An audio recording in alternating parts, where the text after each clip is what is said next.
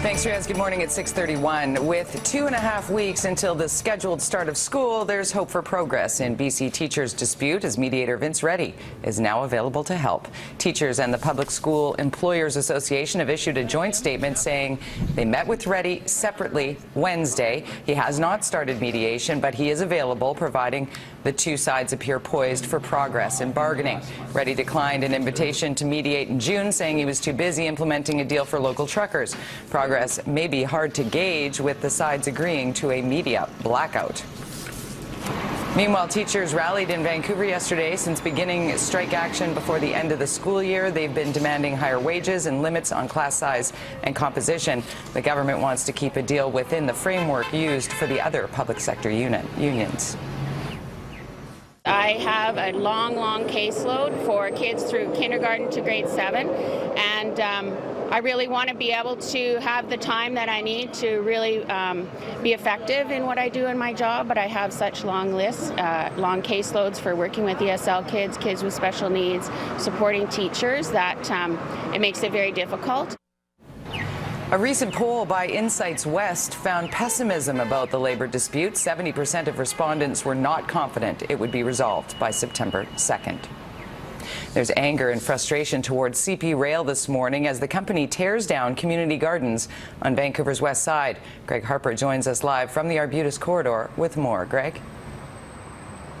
Good morning, Jody. Here in the Marpole area this morning, CP Rail has begun to clear space along the Arbutus Rail corridor. This started yesterday. Behind me are a couple of backhoe loaders, and we have noticed on one of them, the window is smashed in. And this wasn't the case yesterday. And we've also noticed a rock inside of one of the cup holders inside of the backhoe loader. So work begun here yesterday, much to the dismay of many residents and gardeners who for years have been creating and taking care of a number of community gardens along the track. Residents knew this was coming, though, and this land is owned by CP Rail. The corporation sent out letters informing those living near the line to remove all items near the track by July 31st. That deadline came and went until yesterday's surprise removal. Was this your garden? Yeah. How much did you have there? A lot, but I'm so upset. So CP Rail will be back here today to continue to work on clearing up space. This will continue into September. This track behind me hasn't been used for 13 years, but the corporation is hoping to have it ready for operations in the fall. Meanwhile, the city has been trying to buy the land off of CP, but both parties have been unable to reach an agreement. Jody? All right, thanks so much. Greg Harper reporting live this morning from the Arbutus corridor.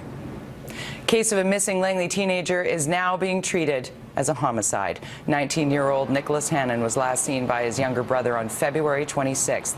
A day later, his car was found abandoned at a dead-end street in Langley. Investigators aren't saying why they believe he was murdered, but the RCMP and Hannon's family say someone out there knows what happened to Nicholas.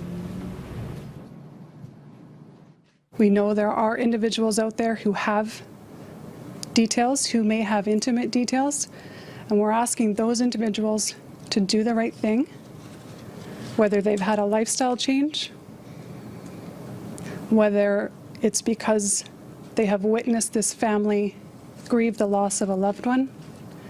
For whatever reason it may be, we're asking that you come forward and do the right thing.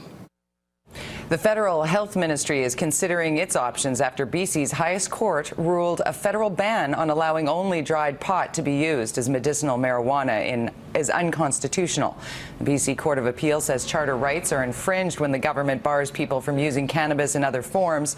The ruling sided with Owen Smith, a Victoria man who argued some patients want to use their marijuana medicine in butters, brownies, cookies, and teas.